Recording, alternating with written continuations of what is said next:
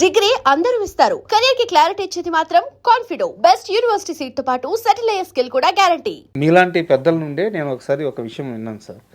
నిర్మాతని ఇంచుమించుగా దేవుడే, నిర్మాత అంటే దేవుడే అని భావిస్తారంట ఆయన. ఒక ఉదాహరణ చెప్పారు. ఆయనతో ఎవరో ఒక నిర్మాత వచ్చి సినిమా తీశారంట. సినిమా ఆడలేదంట, అటర్ ఫ్లాప్ అంట సినిమా. ఆయన కనిపించట్లేదంట. 4 రోజులు ఏందంట, 5 రోజులు ఏందంట, ఆయన కనిపించట్లేదంట. ఏడి అని అడిగాడు ఆయన. డబ్బులు ఏమి లేవు ఆయన దగ్గర, అయిపోయింది, ఆ సినిమాతో పోయింది, ఇండస్ట్రీ వదిలి వెళ్ళిపోయాడంటే ఆయన్ని మళ్ళీ పిలిపించి ఈయనే డబ్బులు పెట్టి ఆయన చేత సినిమా తీయించి అమ్మాయిని మళ్ళీ ఆయన్ని నిలబెట్టాడు. ఏ హీరో చేస్తారు సార్ ఇట్లా? తర్వాత మీరే అన్నారు ఇప్పుడు ఇండస్ట్రీలో దేవుడు అంటారు అందరూ అని. ఆయన కాలేజీలో చదువుకునేటప్పుడు దేవుడు అనే టైటిల్ పెట్టారంట స్టూడెంట్స్ ఆయనకి, ఏలూరు కాలేజీలో. మురళీమోహన్ గారు ఈయన అదే కాలేజీలో చదువుకున్నారు. సో మురళీమోహన్ గారు కూడా ఒక సందర్భంలో చెప్పారు, చాలా తెల్లగా ఉండేవాడు, తెల్ల డ్రెస్ వేసుకునేవాడు, కాముగా వచ్చేవాడు, వెళ్ళిపోయేవాడు. సో ఎక్కడ అల్లరి చిల్లరి పనులు ఫ్రెండ్స్తో ఉండేటటువంటి వాడు కాదు, అతనికి దేవుడని టైటిల్ పెట్టారంట. మరి ఏ సందర్భాన ఎవరు దేవుడని ఏలూరు కాలేజీలో కృష్ణ గారికి ఆ నామకరణ చేశారో ఇండస్ట్రీలో దేవుడై కూర్చున్నాడు ఆయన. నిజంగా సార్. సో అటువంటి గొప్ప వ్యక్తి సంచలనాలకి మారిపోయారు. తర్వాత తను సినిమాలు తీయటం, తర్వాత ఇతరులతో కలిసి కూడా సినిమాలు తీసేటటువంటి విశాల భావం ఉండేది ఆయనకి. ఇప్పుడు పండంటి కాపురం సినిమా చాలా పెద్ద సినిమా, చాలా కాస్ట్లీ సినిమా. నువ్వు నాతో జాయిన్ అయితే మన ఇద్దరం కలిసి తీద్దామని ప్రభాకర్ రెడ్డి గారు అంటే ప్రభాకర్ రెడ్డి గారితో సినిమా కలిసి చేశారు పండంటి కాపురం. అది పెద్ద హిట్. తర్వాత తేనె మనసులో ఫస్ట్ హీరోగా వచ్చాడు ఆయన. తర్వాత ఎదిగాడు. తేనె మనసులకి ఆదుర్తి సుబ్బారావు గారు డైరెక్టరు, విశ్వనాథ్ గారు కో డైరెక్టరు. తర్వాత ఆదుర్తి సుబ్బారావు ఎదుగుతూ ఎదుగుతూ చాలా మంచి సినిమాలు తీశారు. తీసిన తర్వాత సినిమా ఫీల్డ్కి వెళ్ళాడు ఆయన. హిందీ సినిమాలు కూడా తీశాడు. కొంచెం ఆర్థికంగా దెబ్బతిన్నాడు ఆదుర్తి సుబ్బారావు గారు. అప్పుడు తేనె మనసులో తీసినట్టే అందరినీ కొత్త వాళ్ళని పెట్టి సినిమా తీస్తే ఎలా ఉంటుంది, అందరు కొత్త వాళ్ళని పెడితే తక్కువ అవుతుంది కదా బడ్జెట్ అనుకున్నారు. అనుకుని మాయదారి మల్లిగాడు అనేటటువంటి సబ్జెక్ట్ తయారు చేసుకున్నాడు. దీనికి శరత్ బాబు అయితే బాగుంటాడు, ఆ వేషం శరత్ బాబు చేత వేయిద్దాం అనుకున్నాడు మాయదారి మల్లిగాడులో. సరే ఆదుర్తి సుబ్బారావు గారి శ్రేయోభిలాషులు ఫ్రెండ్స్ ఉంటారు కదా, నువ్వు శరత్ బాబుతోనూ కొత్త వాళ్ళతోనూ సినిమా చేయటం ఏంటి, ఇప్పుడు నీ ద్వారా వచ్చినటువంటి హీరో మంచి ఫామ్లో కృష్ణ మంచి ఫామ్లో ఉన్నాడు కదా, నువ్వు వెళ్ళి అడిగితే డెఫినెట్గా కాల్ షీట్లు ఇస్తాడు కాదంటాడా అని అంటే, అప్పుడు ఆదుర్తి సుబ్బారావు గారు వెళ్ళి కృష్ణ గారిని అడిగితే మీరు ఎప్పుడు కావాలంటే అప్పుడు చెప్పండి, అప్పుడే డేట్స్ ఇస్తాను, అప్పుడే స్టార్ట్ చేయండి అన్నాడంట.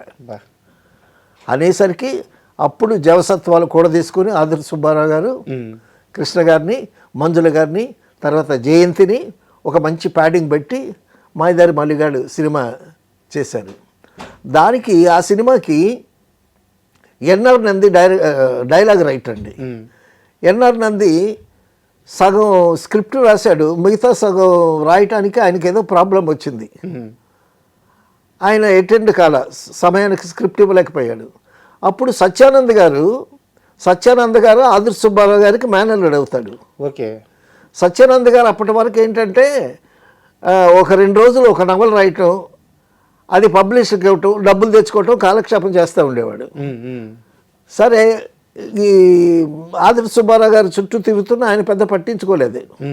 పట్టించుకోకపోతే నువ్వేదో రాస్తానని, ఎన్ఆర్ నంది లేడు కదా, నువ్వేదో రాస్తానంటున్నావు కదా, రాయి అని ఆయన ఎంకరేజ్ చేశాడు. మిగతాది సీన్లు ఆయన పూర్తి చేశాడు. కోర్టు సీన్లు అద్భుతంగా రాశాడు సత్యానంద్ గారు. ఆ మాయదారి మల్లిగాడు సినిమా రిలీజ్ అయిన తర్వాత సత్యానంద్ గారికి 7 సినిమాలు వచ్చాయి. అదే సార్, చాలా ఆ విధంగా కృష్ణ గారు ఎక్కడుంటే ఆయన చుట్టుపక్కల వాళ్ళందరూ బాగుపడతారంట. అవునవును, ఆయన పక్కన ఉంటే చాలు డెఫినెట్గా. తర్వాత ప్రొడ్యూసర్ బాలయ్య గారు విశ్వనాథ్ గారితో చెల్లెలి కాపురం సినిమా తీశారు. తీసిన తర్వాత నేరం శిక్ష అనే సినిమా చేయటానికి శోభన్ బాబు గారిని అడిగితే శోభన్ బాబు గారు చేయనన్నారు. చేయనంటే అప్పుడు కృష్ణ గారి దగ్గరికి వెళ్ళాడు. కృష్ణ గారి దగ్గరికి వెళ్ళి అడగంగానే తప్పకుండా చేస్తానన్నాడు ఆయన. సో ప్రొడ్యూసర్ని తన ఓన్ చేసుకుంటాడు ఆయన.